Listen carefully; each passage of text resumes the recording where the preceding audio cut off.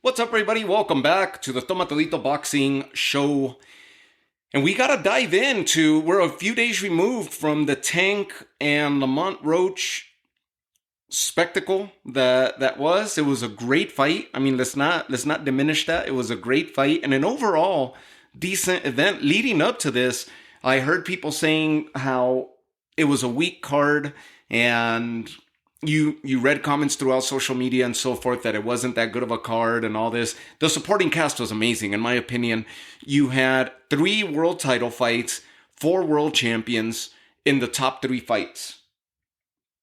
You had a minority title that was on the line with Yoenis Steyes and Julian Williams, where Yoenis Steyes, who's a quick rising prospect in the 154-pound division. You guys have heard me mention Yoenis Steyes numerous times, and I consider Yoenis Steyes, the Cuban sensation that he is, to be pretty much on par with Xander Zayas. They're in that similar trajectory right now, and taking on decent opposition. They're not just padding up their early resumes, their early records. They're taking on good opposition and performing that way. They're performing as the next guard of the 154-pound division. And this is a division that is heavily stacked. Now that Crawford campaign's there, Virgil Ortiz and Madrimov just happened a few weeks back. Murtasaliev, Tim Tszyu, Jermall Charlo if he ever comes back. Jermell Charlo if he ever comes back. He'll join that division. You have Jesus Ramos, who defeated Jason Rosario at a 160-pound weight class, at the middleweight weight class, on the undercard of Benavidez and Morel, but now is coming back to continue his career at 154. Erickson Lubin. I mean, you name it. Sebastian Fundora, how do we forget him? He's the only unified champ at the moment, the Towering Inferno. So Yoenis Steyes is coming into a division where, and we also have now up-and-coming Irish star Callum Walsh, who's going to be doing his big show St. Paddy's weekend out in New York. He's based out of LA, trains with Freddie Roach. And he's on a similar trajectory as Xander Zayas and Yoenis Steyes. Yoenis Steyes comes away with a unanimous decision win, 12-round win over Julian Williams, and defeats Johan Gonzalez in his last outing, who was a former opponent of Jesus Ramos. Joseph Jackson, a 19-0 fighter at that time. Steyes gives him the first loss of his career. Leven Navarro, previous to that, who was another up-and-coming star, gives him the second loss of his resume. Yoenis Steyes did. Sergio Garcia, the Spaniard Sergio Garcia, who had all the promise in the world and looked amazing against Sebastian Fundora. He was the first person to ever take the fight to Sebastian Fundora and stand toe-to-toe with him, where people started getting the idea of how to fight the Towering Inferno at that time. Jermell Charlo was still the king of 154 at that time when that fight happened. And since then, Sergio Garcia has suffered 3 defeats, one of those coming at the hands of Yoenis Steyes. He was actually stopped in the 3rd round by Yoenis Steyes. So very, very good resume that Yoenis Steyes is putting together. He is now 10-0 with 7 knockouts. And that was rounding up the top portion of the card. Jarrett Hurd ends up fighting against a fighter that we just mentioned, Johan Gonzalez. He took the split decision loss. But the top card, mentioning 4 titles, or 4 champions, but 3 titles on the line, the 140-pound division was in full representation and in full action on the undercard. Jose Valenzuela, Rayo Valenzuela, surrenders his title. He lifts the title from Pitbull Cruz, unable to defend it. This was the first defense for him, unable to defend the title and retain the title, and loses the title to Gary Antoine Russell, now being coached by his older brother, Gary Russell Jr. Masterful performance by Gary Antoine where he eliminated basically every one of the Rayo's weapons. Beat him to the punch, countered him beautifully, combinations, fast hands, where he wouldn't allow Rayo to be able to put his game plan to work, eliminated his strategy with speed. And Rayo had no answer for it. We started seeing it in the very first 2 rounds, and he had nothing to offer to be able to counter the speed, the hand speed of Gary Antoine. Beautiful combinations by Russell throughout the night. Beautiful countering, where Rayo would get, and don't think this was a superbly one-sided fight. Rayo Valenzuela tried to execute, tried to get, and he landed some really good punches. Very, very good punches, to the point where the crowd would ooh and ah when he would land these hard punches, hard uppercuts, hard hooks, breaking through the center of the guard of Gary Antoine. But it was just that. 1, 2. And Russell would come back with a counter combination, 3, 4, 5 punches, and push him back, keep him on his back foot, keep him guessing, keep him hesitant. And Gary Antoine Russell gets his hand raised in the end, giving the 3rd defeat to Rayo Valenzuela for his professional career, 14-3 now. And Gary Antoine Russell improves to 18-1. Why is this so important, and how does it tie into the 140? Remember, his last outing was against Alberto Puello, where he challenged for Alberto Puello's then interim title. Alberto Puello is now your full WBC champion at 140. That he was originally the interim to Devin Haney. Then the whole debacle with Haney and Ryan Garcia happened. Devin Haney gets that no contest, to where it keeps his record unblemished as a quote-unquote undefeated fighter. Placed by the WBC as a champion in recess, elevated Alberto Puello to full standing as a full champion. And Devin Haney is now coming back to fight former unified super lightweight champion Jose Ramirez, but they're both moving up to welterweight. Another former champion, the former WBA champ, Rolly Romero, who relinquished his belt at the hands of Pitbull, and then Rayo Valenzuela takes the title from Pitbull, and now it's in the hands of Gary Antoine Russell. Rolly Romero also moving up to welterweight to challenge Ryan Garcia on the very same night. So Alberto Puello, being the WBC champion, full version champion, defended that title. He's a 2-time 140-pound champ. Remember, he had lost the title several years back due to some outside ring issues that he had. I believe it was failed drug test, if I recall correctly.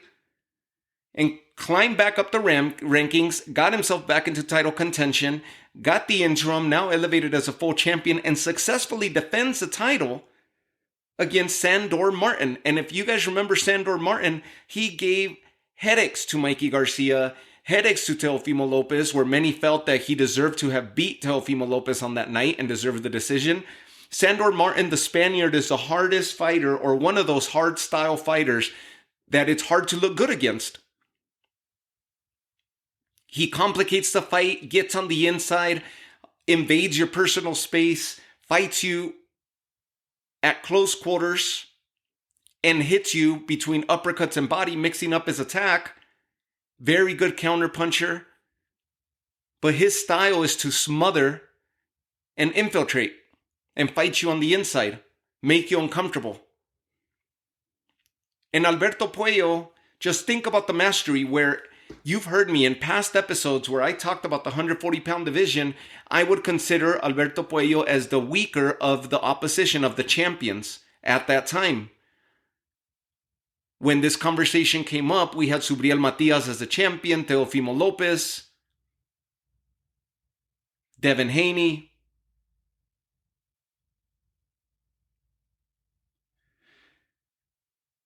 and Rolly Romero was about to fight for that title at that time, for the WBA title.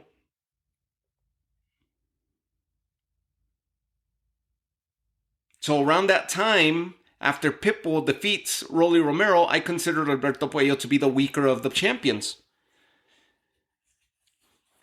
How times have changed, because Alberto Puello to me is probably now the second best champion, the strongest champion in the 140-pound division. I'm still holding Teofimo at the top. Alberto Puello is number 2 for me now. And this is the reason why. He defeats Gary Antoine Russell, handing him the first loss of his career. Gary Antoine, look at what he just did with Rayo. Alberto Puello's countering, precision, and accuracy eliminated the hand speed and the advantages of Gary Antoine Russell, completely disrupting his style. He is so accurate and so efficient with his counterpunching and will fight you at mid-range, at close quarters, and is very aware of what the opponents to date, and let's say this, to date, Alberto Puello is functioning on all cylinders right now. He's so aware of what the opponent's about to throw that he begins a counter before they even hit him.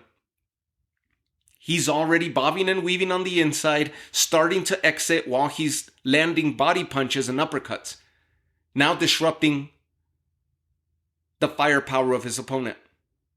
He did it to Gary Antoine Russell, and he did it to Sandor Martin, understanding that Sandor Martin fought a very strategic fight, the same style of fight that Sandor Martin presents, and Alberto Puello looked good against him.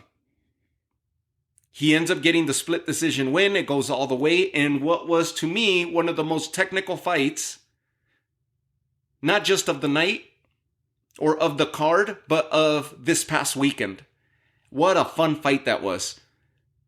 How technical, how strategic it was between Alberto Puello and Sandor Martin. Sandor Martin is as high pedigree as you could get for the style that he possesses, and it's hard to look good against him.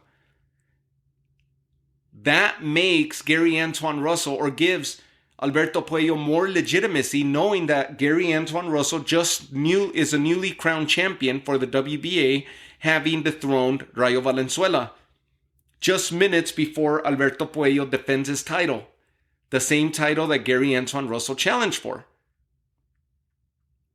So now Russell's a champion. Alberto Puello is a legit champion now, defending his title against a very good opponent who gave headaches to Teofimo Lopez, who is another one of the 140-pound champions at the moment, and the ring champion. So you got to put, because of that ring title, you got to put Teofimo at the top, because he beat the man to become the man. That being Josh Taylor. And I got to put Alberto Puello on number 2 position now, with Gary Antoine Russell and Richardson Hitchens tied for 3. No 4th. There's 4 titles, no 4th. I got 3A and 3B. Because Richardson Hitchens, the blue chip prospect, performed very well, outpointed, outscored, outboxed Liam Perro, who lifted the title from Subriel Matias, the boogeyman of the division at that time, shocked the world, but unable to defend his title, just like Valenzuela. On his very first outing as a defending champion, unable to do so, Richardson Hitchens got the decision against Liam Perro. And people started talking about a rematch, this and that, but it was that type of fight where he just outpointed a good boxer in Liam Perro. Richardson Hitchens was the better boxer that night. Outpointed him, outpunched him, outlanded him, outsmarted him. And Richardson Hitchens is a very good fighter, but I gotta see him against different type of opposition. Being that he's the most young out of the crew, I have, and Gary Antoine Russell as well, knowing that he struggled with a style like Alberto Puello, but shined against a style like Rayo Valenzuela, he's right there with Richardson Hitchens in my book, so I got him as a 3A, 3B of the 4 champions. But Teofimo has to be 1, and Alberto Puello is now moved up from who I considered was the weaker of the champions The 2-time 140-pound champ is now number 2 in my book and will give headaches to anybody. Before I jump into the main event with Gervonta Davis, let's stay on this division. Elsewhere, out in Puerto Rico, Subriel Matias, as named by the IBF, he was fighting an IBF title eliminator against Goyas Valenzuela. He was successful in his return after dropping the title to Liam Perro, no longer trained by Panda. Returned out in Puerto Rico. Good showing. And now fought for the IBF title eliminator to get a shot at his old title back, whom Richardson Hitchens currently holds. How did that happen? Remember, Matias drops the title to Liam Perro in his big homecoming out in Puerto Rico. Liam Perro shows up from Australia, outboxes him, outpoints a flat performance by Subriel Matias on that night, and Liam Perro, unable to defend the title, like we just mentioned, relinquishes the title to Richardson Hitchens. Now Subriel Matias, successful with a dominant performance, and what was, if Puello and Sandor Martin was the most strategic and technical fight of Saturday night as a whole, Subriel Matias and Goyas Valenzuela was the funnest fight of the weekend, in my opinion. Go watch that fight if you haven't yet, where Subriel Matias just demolishes the right eye of Goyas Valenzuela. But it was a fun fight, a spirited fight, where no matter how many times the doctors would come up to the corner, to the apron to try to stop the fight, Goyas Valenzuela kept hurrying him and going like, yeah, I'm good, let's keep fighting. And he kept taking the fight to Subriel Matias. Eventually, it was too much damage that he incurred, drops to a knee after a knockdown and doesn't answer the referee's count.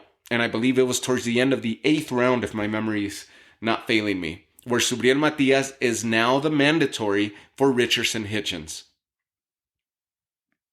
And he could very well return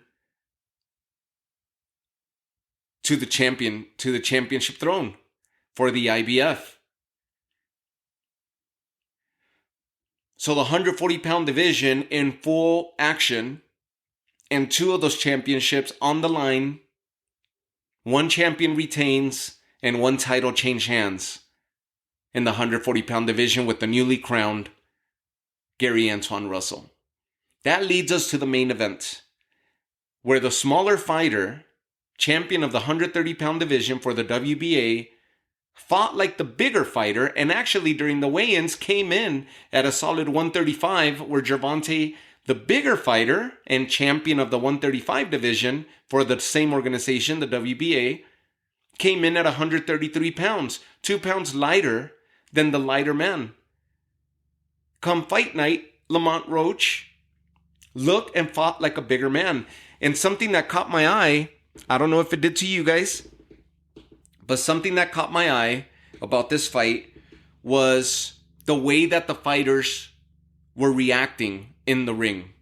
We know that Tank Davis, it came up during the press conference, and for the big names, the big notorious fighters like a Canelo Alvarez and a Terence Crawford and so forth, something they like to say, and this has been something that has always been mentioned by the bigger names, that when the lights and the cameras and the crowd and the noise hits you on the biggest stage of your life, fighters tend to cave in to all that pressure.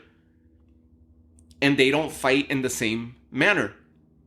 And for Tank Davis, that has been the story for maybe his last 10 fights on his resume, where he's been built to such stardom that his opposition tends to cave in to the lights and the glitz and the glamour, noticing that they got actors and singers and athletes, you name it, on the front rows watching them. And fighters that have never been exposed to that, well, yeah, it becomes overwhelming for them, and Tank capitalizes on that, such like Canelo and Terence and you name it. It's been something that's been, and those are names that I'm mentioning now, but that's something that's always happened. And Tank has always used that to his favor, the way that they've guided his career and how he's been able to select certain opposition. There's 3 names that come to mind that were not affected by the glitz and the glamour because they themselves have been successful to a certain extent, maybe not to the level of a Tank, but have experienced the big stages themselves. 1, Leo Santa Cruz. He took the fight to Tank, which is probably the wrong game plan. But remember, this was a featherweight that went up to 130 pounds to challenge Tank. Tank went down from 135 to 130 to fight Leo for that WBA title. And Leo, not shy of the lights and the glitz and the glamour that we're talking about, took the fight to Tank, which was the wrong game plan because we know how that fight happened. But he's someone that comes to mind that wasn't shy, that the atmosphere didn't get to. It didn't affect him. Just wrong game plan. And he got knocked out and laid flat. And we haven't seen him since. I'm not sure if he ever officially announced his retirement, but I'm pretty sure we never saw Leo Santa Cruz again. Somebody else that comes to mind is Ryan Garcia. He's used to the crowds, the attention, the lights, the big stages. He wasn't affected, and look at how the fight played out. He took the fight to Tank. And well, a matter of game plan and strategy and Tank's prowess, we know how the fight ended. And Lamont Roach, being the third person, who's a champion himself, hasn't fought at this level of stage, per se, but has headlined multiple events, smaller venues, and is a champion himself at the moment. Look at Hector Garcia, who is a former champion, the man that Lamont Roach dethroned to become the 130-pound champ. He himself moved up to fight Tank when he was a champion at 130 for the same title. And as solid of a boxer as he is, eventually he caved to the power and the prowess of Tank. And who knows if the atmosphere did get to him, but by far that was the biggest stage for him. Somebody else, Mario Barrios, completely shell-shocked out of his atmosphere when he fought Tank. Since then, Mario Barrios has gone on to big stages himself. That was his welcoming to that type of atmosphere. Since then, since the Tank fight and the loss to Tank, he ended up going to fight Keith Thurman. And most recently, that big, huge back and forth fight that he had on the Jake Paul event against Abel Ramos, where it was a draw and it was a back and forth slugfest between Abel Ramos and Mario Barrios. But now he's accustomed to that type of attention and atmosphere. His big coming out party was against Tank, and of course it got to him. He had never taken part in an event like that. Lamont Roach did not seem shaken at all. And something that caught my eye as you're watching the fight was how laser focused Lamont Roach was from the opening bell, how aware he was of every single flinch and movement that Tank was doing, whereas Tank looked somewhat distracted to me. If you look at the fight and you go back and watch the fight, it just seems like there's so much going on in his head, like it's so loud in Tank's head. He was hesitant and flinching and talking, acknowledging every punch of Lamont Roach's, talking back to him, smiling at him, moving here, moving there. Like there was so much going on with him. Yet he managed to find a lot of success in typical Tank fashion by jabbing to the body, dropping the guard of Lamont Roach, dropping those big bombs, those big hooks on the head. He found success. Lamont Roach himself countering beautifully, boxing, initiating the attack.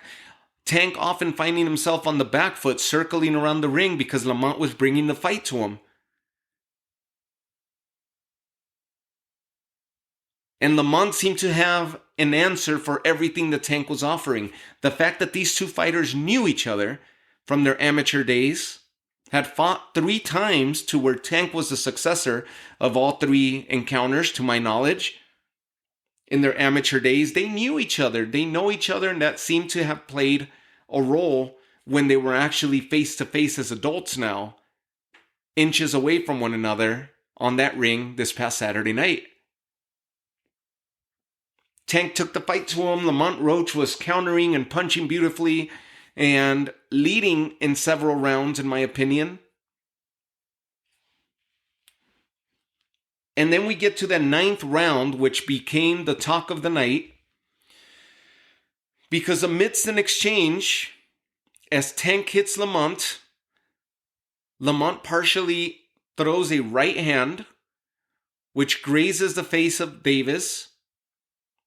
Davis turns to his right side, drops to a knee, proceeds to look at Lamont, make sure that no other punch is coming down range, runs to his corner, sticks his head out the ropes, begins yelling something at his corner. The corner jumps on the apron, wipes his face. The referee begins a count and then stops counting when Tank faces the ref. Now all of a sudden, the knockdown that was after taking a knee, which is by the rules, you take a knee, you get your standing 8. Now all of a sudden it wasn't a knockdown, and Lamont Roach is lost, and the corner is screaming. Lamont Roach is telling the referee, why did he stop counting? Tank Davis going back and forth, jabbing at the referee or jawing with the referee, and then the fight resumes. The 9th round continues. Tank comes out just throwing bombs, and they begin to exchange firepower with one another, where Tank gets the upper hand of the exchange, and in the end, it looks like Tank may have pulled out that round, but by the rules, we already had, and Lamont wasn't that far behind in the round. If anything, he was leading the round, in my opinion. And that knee, by the rules, should have been a 10-8 round. And if Tank dominated the round after answering the 8 count, then it could have been seen as a 10-10 or a 9-9 or a 9-8 in favor of Tank. But it would have definitely messed with those points. Why the judges don't score fights like that is very lazy, and we've talked about it multiple times on this podcast. Many immediately will jump over on social media, and rightfully so, because it seemed dirty, it looked dirty, it smelled dirty, and everybody's like, the fix is in. And that's been the talk for the last few days. I got a chance to see the fight again. I got a chance to see that round again. And it's easy to think how Tank could have pulled out that round.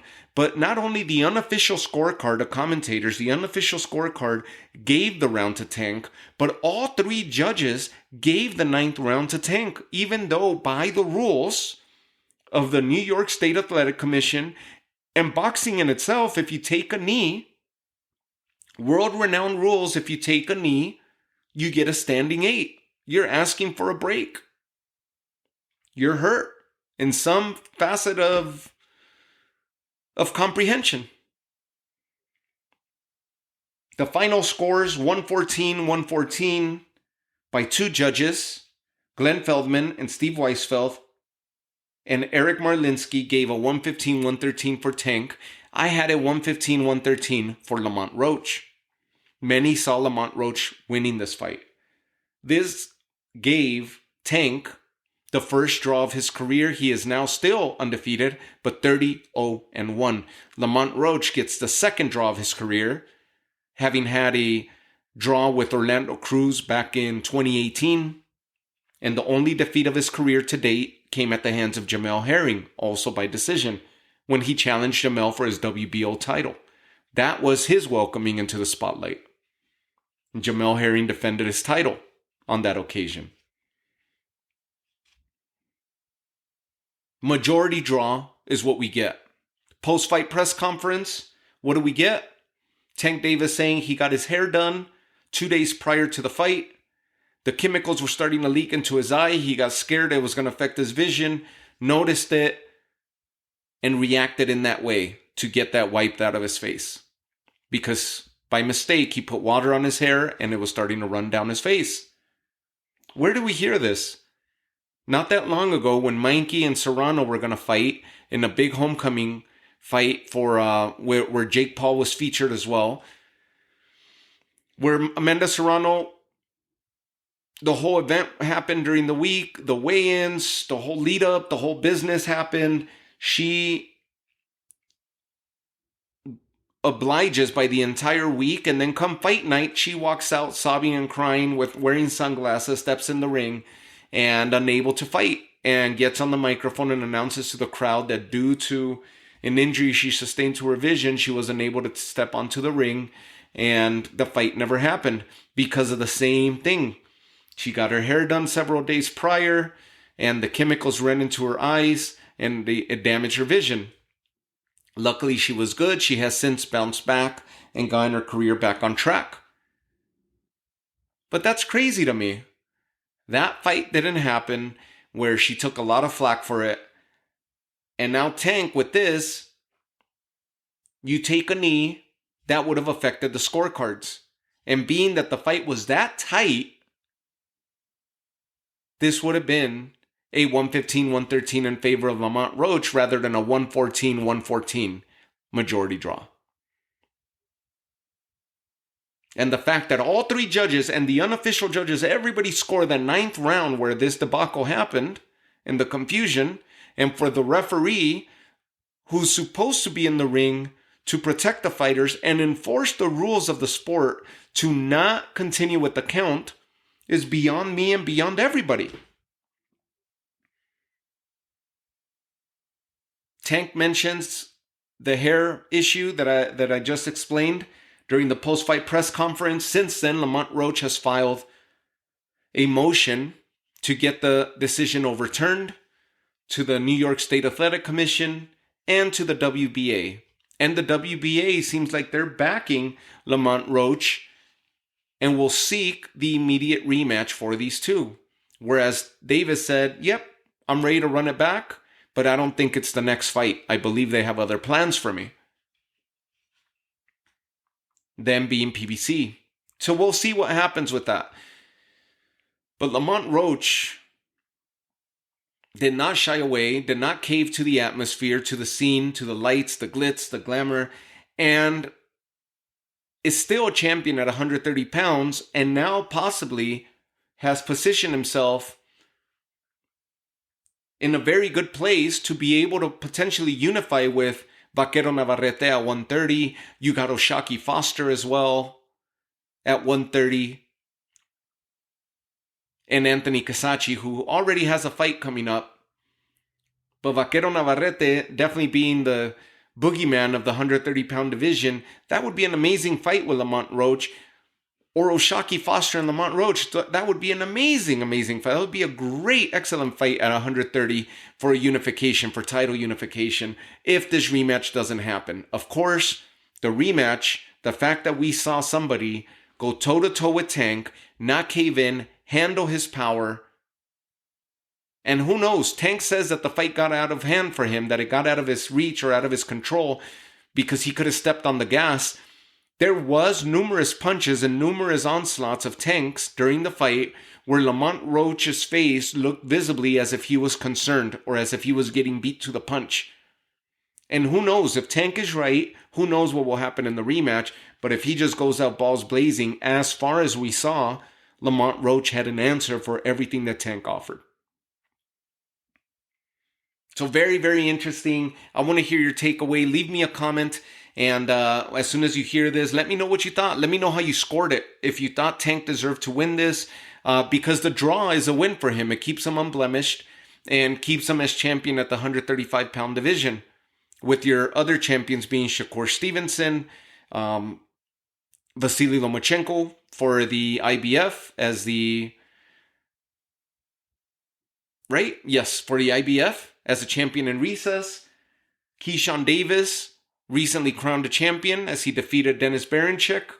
Shakur never got to fight with Floyd. Beat Padley, I believe was his name. Good young fighter from the UK who stepped in on last minute. Shakur, your WBC champ, and then Tank. Many feel that he shouldn't be the champion, that Lamont Roach would be a 2-division champion. A champ for the WBA, both 130, 135. This is the way it rolled. This is the way it went. So I want to hear from you guys, see what you think. And of course, we briefly mentioned on the same night out in Puerto Rico, Subriel Matias, successful in his IBF title eliminator and now becomes a mandatory at 140 for Richardson Hitchens' belt, with Alberto Puello retaining for that same division, and Gary Antoine Russell becoming the newly crowned champion as he defeated Rayo Valenzuela in that same division, leaving Teofimo as the champion who needs to be back in action, and he will be. He will be, as that fight was announced with him and mandatory Arnold Barbosa, who got the interim after defeating Jack Catterall just a couple weeks back. That fight's going to happen come May, and we'll definitely be covering that as well. I want to hear from you guys. Tank, Lamont, what did you think? Right decision, wrong decision? Should Lamont be the newly crowned champion? Should Tank have a loss on his record? Or is it just the way it went and we'll take it? The draw's okay, and let's wait to see what happens with the rematch. I want to hear from you guys. Can't wait. Can't wait to hear from you guys. Thank you guys again for tuning in, and I'll catch you guys all in the next episode. We got plenty more episodes and plenty more content coming your way. Thank you guys for all the love and the support, and I'll catch you guys all here soon. Take care of yourselves. Have a good night.